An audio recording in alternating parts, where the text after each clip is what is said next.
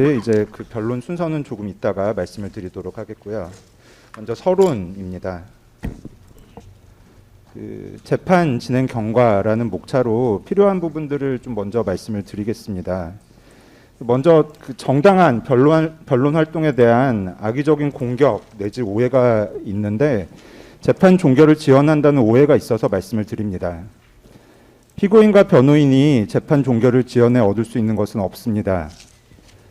2월에 법관 정기 인사 이동이 있기 때문에 선고 시기는 사실상 정해진 상태입니다. 변호인은 그동안 신속한 재판 종결을 위해 협조해 왔습니다. 변호인은 약 15만 페이지에 이르는 증거 그리고 디지털 증거 대부분에 대해서 증거 동의를 했습니다. 판결을 최대한 미루려면 사실 전부 부동의를 하면 되지만 사건 초기부터 적극적으로 증거 동의 의사를 밝힌 바 있습니다. 또한 피고인에 대해서는 최근 3차 구속영장이 발부됐습니다. 피고인의 경우에는 이미 다른 사건으로 2차, 3차 영장이 발부되었기 때문에 이 사건 절차를 지연시킬 이유가 없고 오히려 본류 사건에 해당하는 이 사건에서 신속히 무죄를 받음으로써 별건에서도 무죄를 받는 것이 유리합니다. 2026년 1월 7일 오후 이후 절차의 본질은 서중조사입니다. 서중조사는 증거조사로 검찰 측에서 증거를 낭독하거나 요지를 고지하고 피고인 측 반박 및 증거 낭독, 요지 고지를 하게 되는 절차입니다. 또 이후에 있을 최종 변론은 증거조사 결과를 토대로 마지막으로 주장을 정리하는 절차인데 검찰 논고 및 구형, 그리고 변호인의 최후 변론, 피고인의 최후 진술이 진행될 것입니다. 형사소송법에 의하면 증거조사는 쟁점 정리가 끝난 후에 실시하고 증거조사 이후에 최종 변론을 하게 됩니다.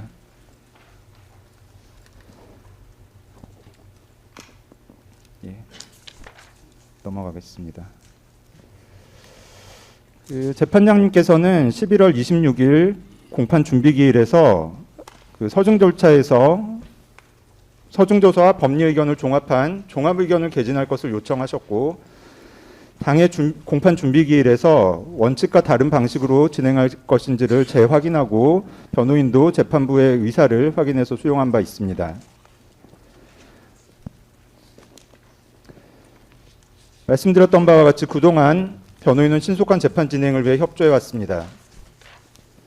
형사 절차의 핵심은 증인신문, 그중에서도 특히 반대신문인데 그리고 수사기관 작성 조서는 증거가 아닌 것이 원칙인데 직접심리주의, 공판중심주의를 실현하고 실체 진실을 발견하기 위한 법칙 제도입니다. 원칙에 따르면 이 사건 증거에는 약 600명 이상의 진술인이 있어 매일 증인신문을 하더라도 3년 이상 걸릴 것을 증거 동의로 인해 8개월 만에 종료할 수 있었던 것입니다.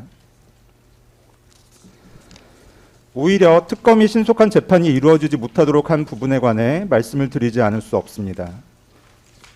병합 전 이 사건에서는 피고인에 대한 사건이므로 피고인과 직접 관련 있는 증인에 대한 증인신문이 진행되는 것이 필요함에도 피고인과 직접 관련 없는 증인을 소위 최우선 증인으로 선정하여 재판 절차가 진행되었습니다. 자극적 증인을 선정해서 진행하는 내란몰이의 연장선이었다고 생각되지만 오히려 그 과정에서 피고인의 결백이 드러났습니다. 저희가 내란몰이라고 말하는 것은 다른 의미가 아니고 정치사건의 형사사건화를 말씀드리는 겁니다.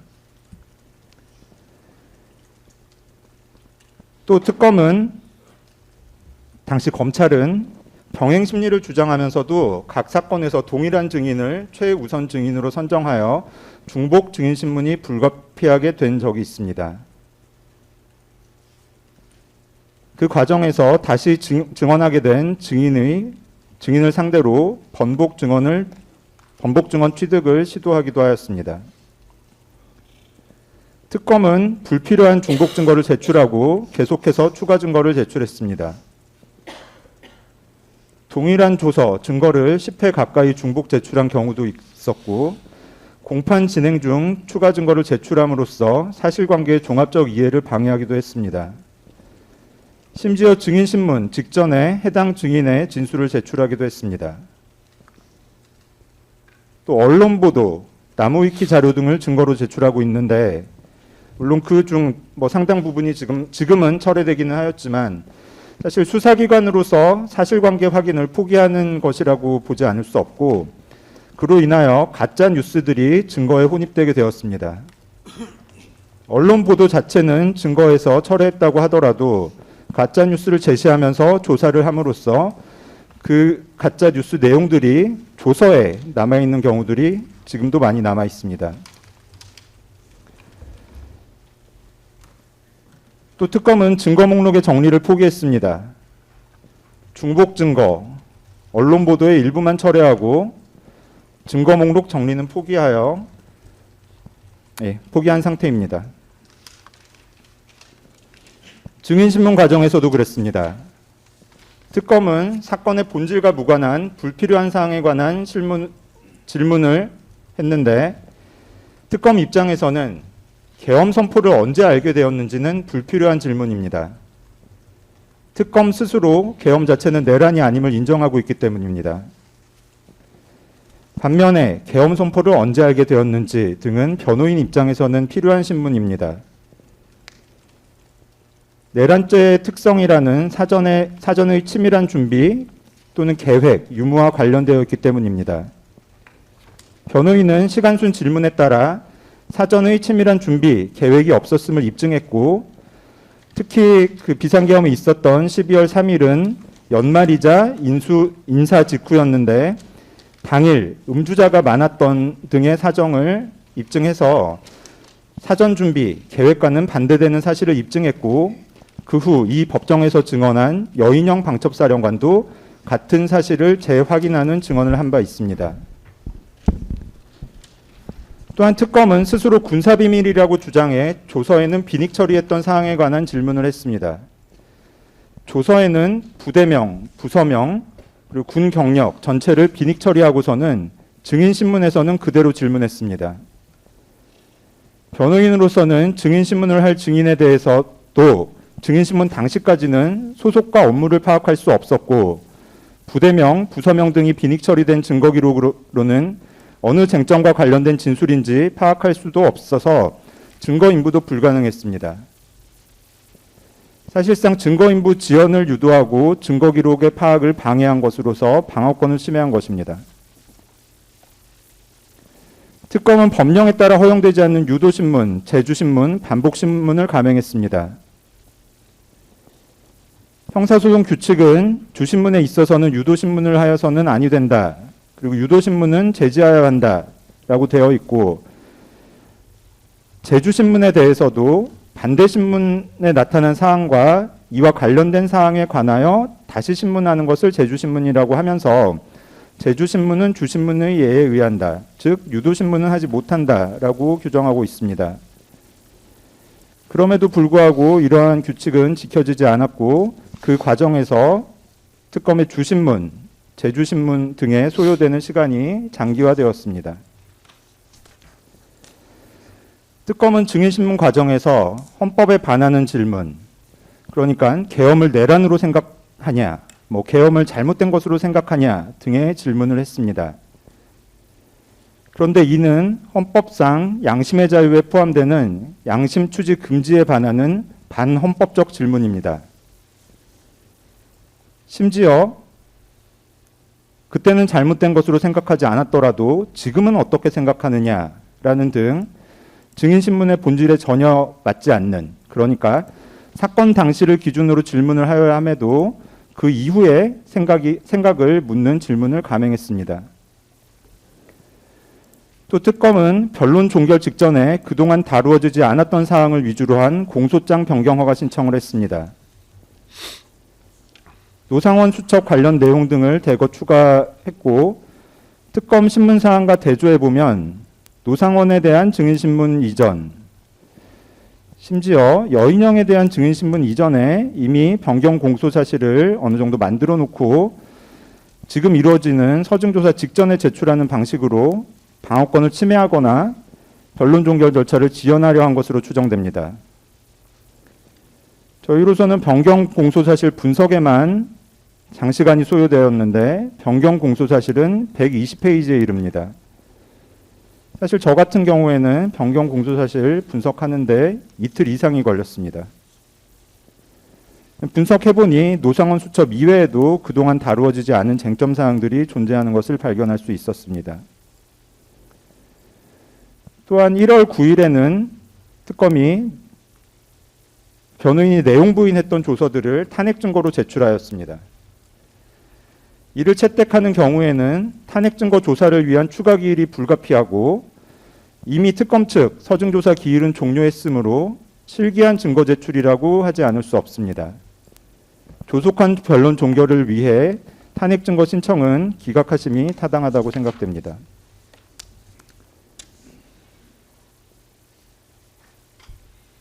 과연 무기 대등의 원칙이 지켜졌는지도 의문입니다. 1월 7일 오후부터 밤까지 특검 측 서증 조사에 하루가 배당되었습니다.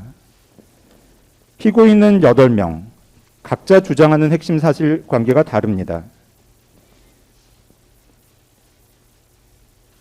실제로 1월 9일 각 피고인 측의 서증 조사를 통해 그동안 사건별로 진행되어 변호인도 온전히 파악할 수 없었던 각 피고인 측의 주장 요지 및 핵심 반증을 파악할 수 있었고, 언론이나 다른 유튜브 방송 등을 통해서 사건을 관심 있게 바라봐 주시는 국민들께서도 특검 주장의 허구성을 아실 수 있도록 하는 매우 유익한 절차였던 것으로 보입니다. 11월 26일 공판준비 기일에서 재판장님께서는 판결 결과를 국민들께서 이해할 수 있도록 서중조사에서 법리를 포함한 종합의견을 충실히 프리젠테이션 해 주실 것을 요청하셨는데, 공소기각, 무죄가 명백한 이 사건에서 결심 절차에서의 구형이라는 자극적 소모성 이슈거리보다는 공소기각, 무죄가 선고될 이유를 자세히 설명하는 절차가 보다 충실히 진행될 필요가 있다고 생각됩니다.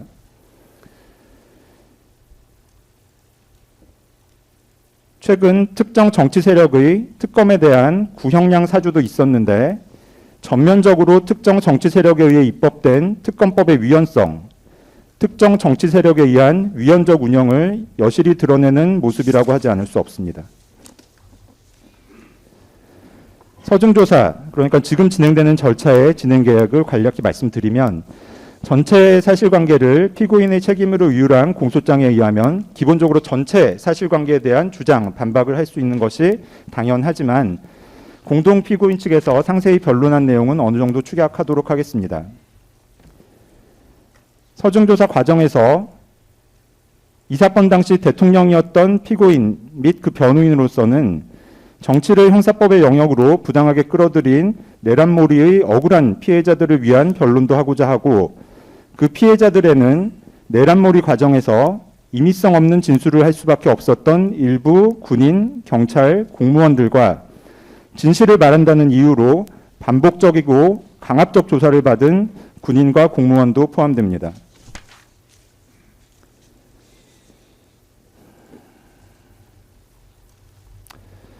예, 16페이지에서 이 사건 시작부터 좀 간략하게 진행 상황을 말씀드리겠습니다. 2024년 12월 3일 22시 27분경 비상계엄이 선포되었고, 약 2시간 반 가량 뒤인 12월 4일 1시 3분경 국회에서 비상계엄 해제 요구안이 가결되었습니다. 그 직후 철수 지시가 있었고 철수가 시작되었으며, 같은 날 04시 26분경에는 비상계엄이 해제됐습니다. 그런데 2024년 12월 4일 당일부터 고발장이 접수되었고, 그때부터 내란몰이가 시작되었습니다. 그리고 수사기관들의 경쟁적 불법 수사가 시작됐습니다. 피고인은 2025년 1월 26일 내란 혐의로 기소되었고, 최초 증거에서는 아까 말씀드린 대로 진술인은 500인 이상, 그리고 추후 600명 이상으로 추정되고 있습니다. 변호인은 진술인 규모를 파악하기조차 불가능했고, 사실 특검도 정리하지 못했습니다. 특검이 제공했던 진술인 목록에도 중복 기재된 사람, 기재가 되지 않은 사람, 그리고 진술이 없는 사람의 이름이 존재했습니다. 변호인은 최대한 증거 동의하면서 신속한 공판 진행에 협조했고 약 60명에 대한, 그러니까 600명 중에 60명에 대한 증인신문만으로 증인신문이 완료됐습니다. 재판 절차 과정에서 2025년 4월 14일에 제1회 공판기일이 있었는데 원래는 조태열, 최상목에 대한 증인신문이 예정되어 있었습니다. 그런데 그 직전 갑자기 증인이 조성현, 김영기로 바뀐 후 국무위원에 대한 증인신문은 시간적인 문제와 여러 문제를 종합해서 결국에는 진행되지 못했습니다.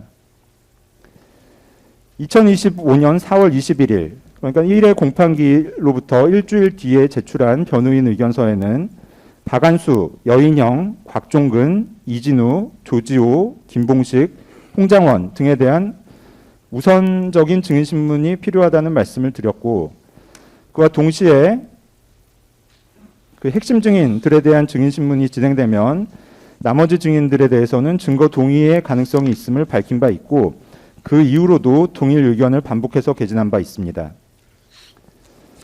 그런데 실제 핵심 증인에 대한 증인신문이 이루어진 것은, 시작된 것은 11월 중순에 이르러서였습니다.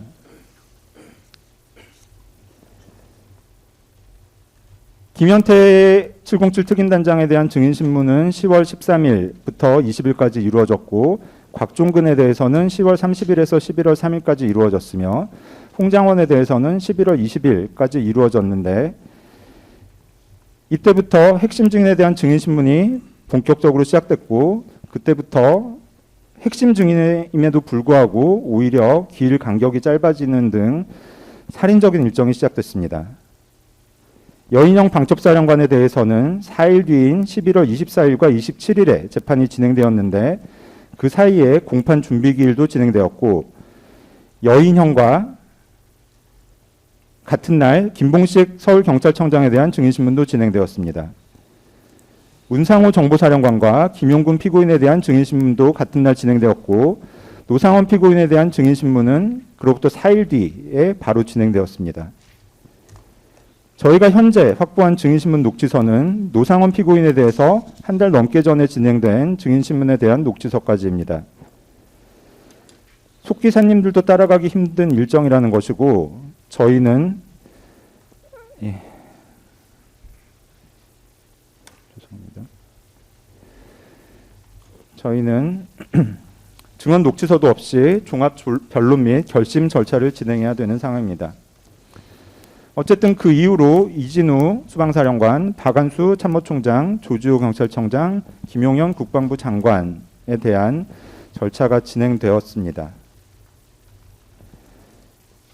그런데 공소장 변경의 문제에 대해서도 말씀을 드려야 되겠습니다. 이 차원이 아니라 방어권 측면에서 짧게 말씀드리겠습니다.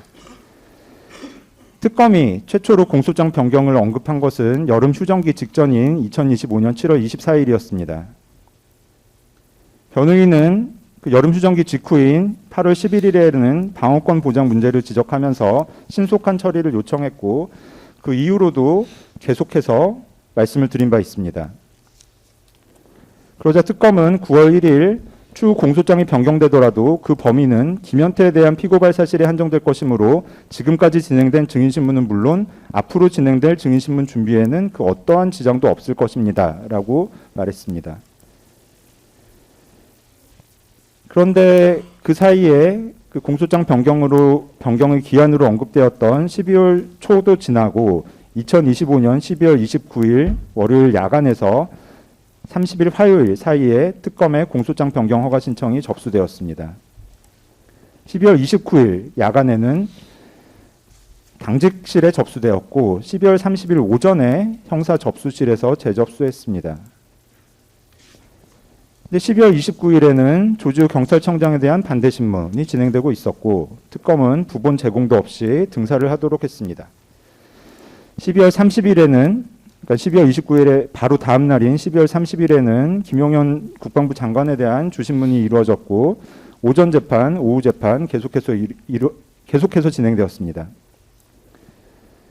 1월 5일에는 김용현 장관에 대한 반대 신문이 진행되었는데 그때 저희는 공소장 변경 허가 신청에 대한 의견서를 제출했고 이틀 뒤인 1월 7일에는 공소장 변경 허가를 하고 오전에는 공소장 변경 허가를 하고 오후부터는 특검의 서증조사가 변경된 공소사실에 의해서 바로 진행되어 버렸습니다. 1월 9일 그러니까 지난 금요일에는 피고인 측 서증조사가 시작되었고 저희는 재판 진행 중 노상원 피고인에 대한 피의자 신문조서 등을 등사할 수 있었습니다. 그리고 오늘 피고인 윤석열 피고인 측의 서증조사가 시작됩니다.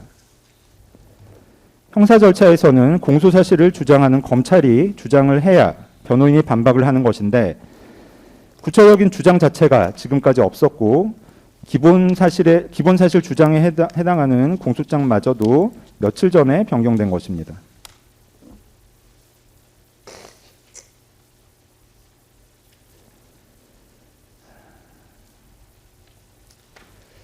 형사소송 절차에서 절차의 중요성에 관해서 말씀드리겠습니다.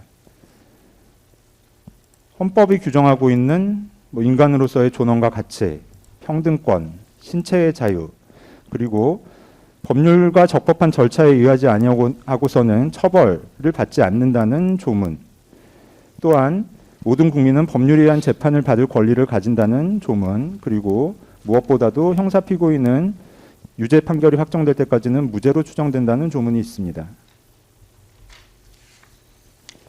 몇 페이지 넘어가서 29페이지로 바로 넘어가겠습니다. 무죄 추정의 원칙은 형사법의 대원칙입니다. 말뿐이 아니라 그 추정을 번복하기 위해서는 명확한 입증이 있어야 합니다. 피고인의 말이 맞다고 생각한 상태에서 그것을 뒤집을 수 있는 강력한 증거가 있어야 한다는 것입니다. 그렇게 인정하기 위해서는 증거 능력이 있고 적법한 증거가 있어야 하고 합리적인 의심이 없는 증명에 이르러야 합니다. 판례도 합리적인 의심의 여지가 없을 정도로 고도의 개연성을 인정할 수 있는 심증을 갖게 하여야만 유죄 판결을 할 수 있다. 그리고 검사의 공소 사실과 증거들에서 불일치, 모순, 의문이 있으면은 그것을 믿지 않아야 할 것이지 피고인의 주장과 증거에 현미경의 잣대를 들이대며 엄격한 증명을 요구하는 것은 형사법원이 취할 태도가 아니다라고 판시하고 있습니다.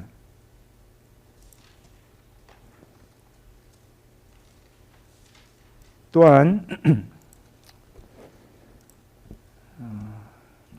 판결 중간 부분만 보시면은 피고인은 무죄로 추정된다는 것이 헌법상의 원칙이고 그 추정의 번복은 직접 증거가 존재하거나 직접 증거가 존재할 경우에 버금가는 정도가 되어야만 한다고 합니다. 이 사건처럼 그 자체로 아무 문제 없는 일들, 몇몇 말꼬투리, 토시로 사건을 만든 경우에 생각해 봐야 할 판례입니다. 이 사건에서 실체 진실은 단 한 개입니다. 피고인의 변소와 이에 부합하는 객관적 증거 및 진술이 있고 내란몰이에 이은 수사기관의 경쟁적 불법 수사로 만들어진 허구의 스토리가 있습니다. 무죄 추정의 원칙에 따라 피고인의 변소를 진실로 추정하고 그 추정을 번복할 만한 압도적으로 우월한 증명이 있는지를 살펴보아야 합니다.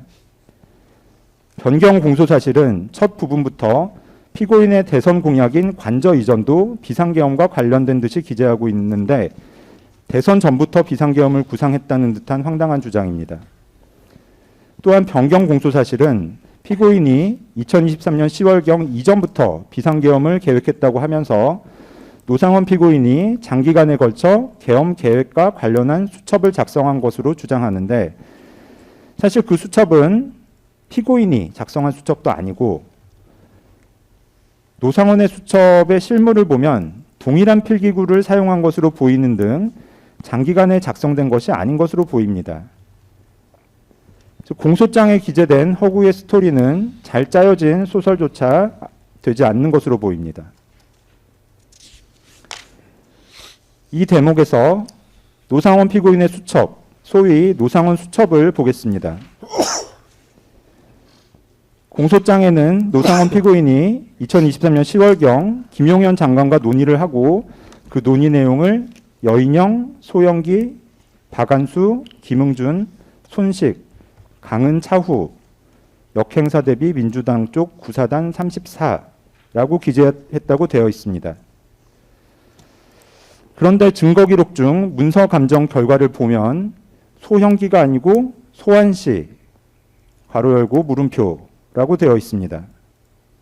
특검은 문서 감정 결과와도 다르게 소환씨로 판독된 것을 소형기라고 주장하고 있는 것이고, 실제 수첩을 보면은 소환씨 위의 질문이라는 부분이 있는데, 이것 또한 소환돼서 조사를 받는 과정을 의미하는 것으로 보이는 것을 공소장에는 인용도 하지 않는 방식으로 의도적으로 무시하고 왜곡한 것으로 보입니다.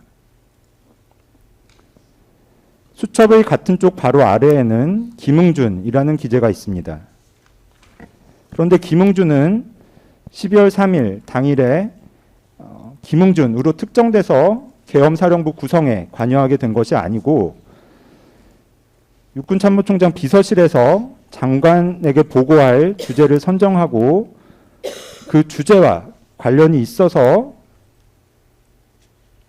국방부 장관 보고를 위해 함께 오게 된 것입니다.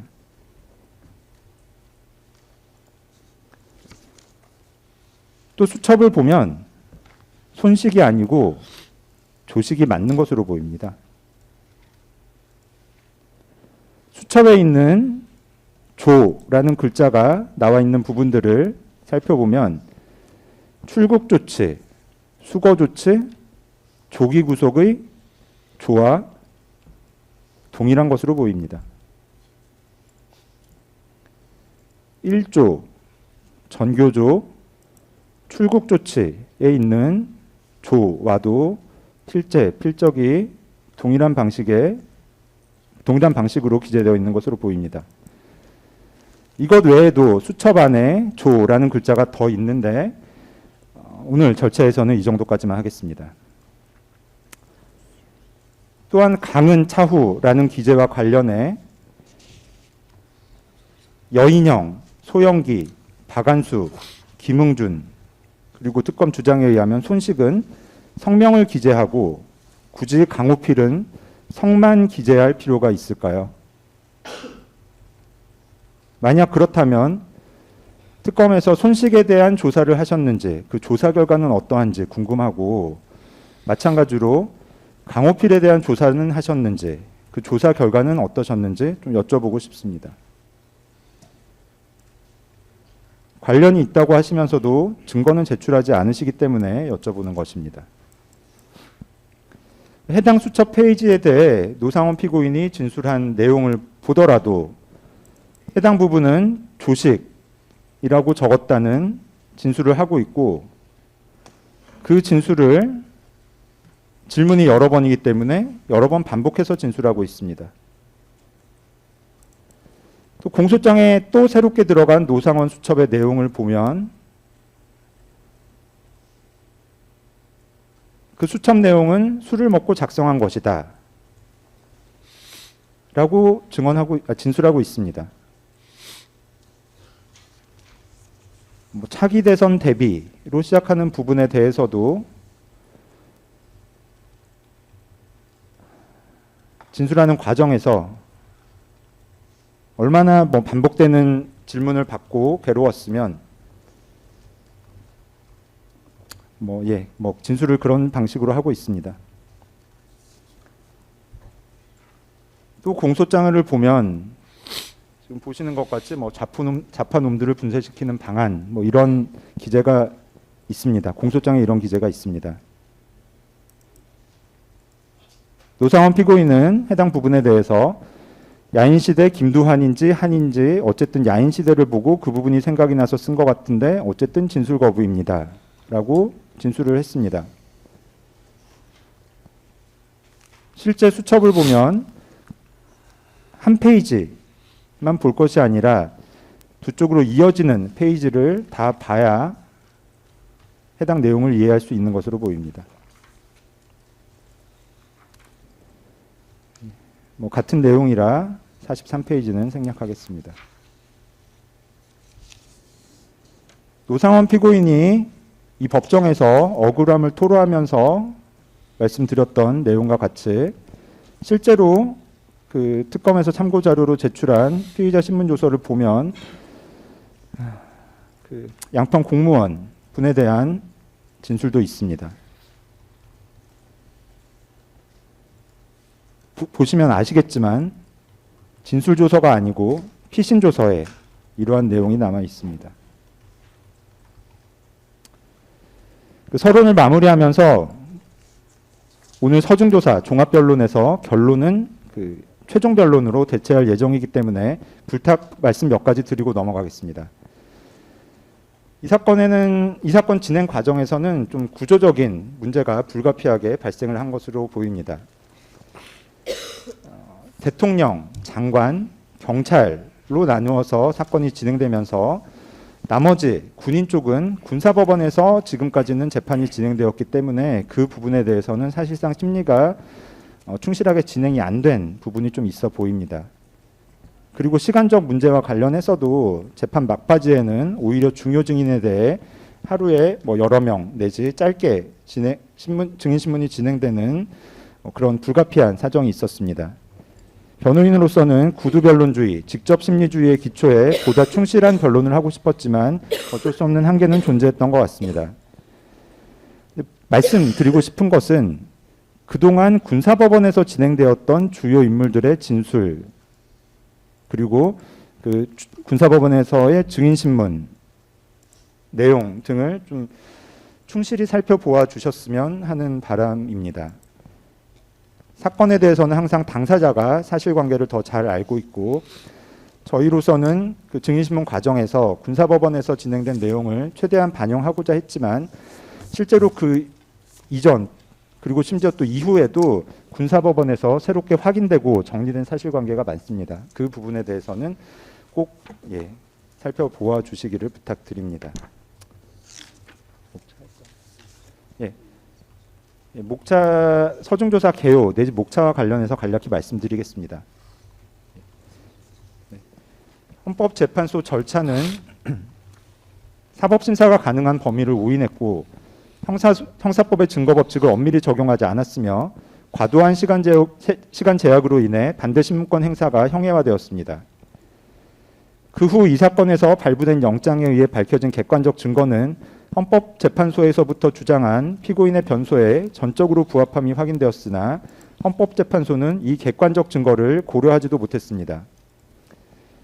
헌법재판소도 비상계엄 선포의 이유는 인정했으나 내란죄 성립 여부를 직접 다루지 않았으므로 이 사건에서는 국헌문란 목적의 부존재와 관련해 비상계엄 선포의 이유와 동기를 살펴볼 필요가 있습니다.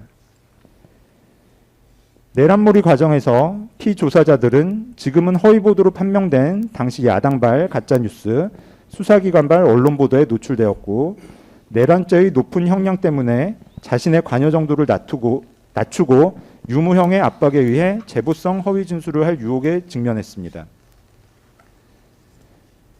그 과정에 있었던 경쟁적 불법 수사와 관련해 각 기관 수사권의 부존재를 살펴보고 이 사건 전체 수사 자료에 증거 능력이 없음을 살펴볼 필요도 있습니다.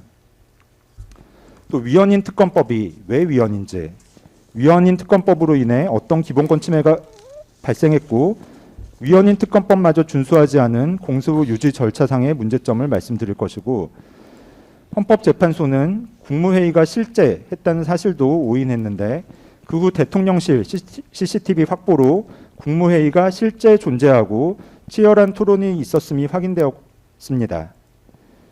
그 부서 등 절차의 의미에 관해서도 살펴보겠습니다. 그 후 공소장에 폭동이라고 기재된 각 부대, 경찰의 질서유지 활동 및 매뉴얼에 따른 절차 진행 상황을 살펴보고 국헌문란의 목적이 없었음을 확인해 내란죄 불성립을 논중하도록 하겠습니다. 또한 직권남용 또한 성립되지 않다는 점을 말씀드리는 그러한 순서로 변호인의 전체 법리 및 서중조사 절차를 진행하겠습니다.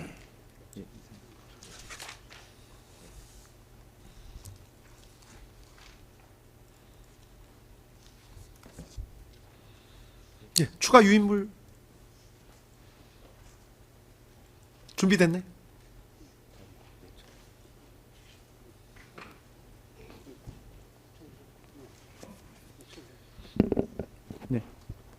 전체적으로는 서론, 사법심사가 불가능하다는 점, 그리고 헌법재판소의 결정에 대해서, 그리고 수사권의 부존재와 증거능력 부존재에 대해서, 불법 수사 관련한 내용, 특검법의 위헌성 및 위법 절차, 계엄 선포의 이유, 내란죄의 법리, 비상계엄 선포의 절차적 요건과 국무회의의 실제 및 적법성, 그리고 2024년의 모임, 공소장에는 뭐 사령관들을 유인한 것으로 되어 있는 그 모임 등에 관해서 말씀드리고, 계엄 전후 군경 등의 활동, 그리고 국헌문란 목적의 부존재, 직권남용 불성립 순서로 말씀드리겠습니다. 예, 검찰 측 다 받아보셨죠, 유인물? 예, 계속 진행하시면 될 것 같습니다.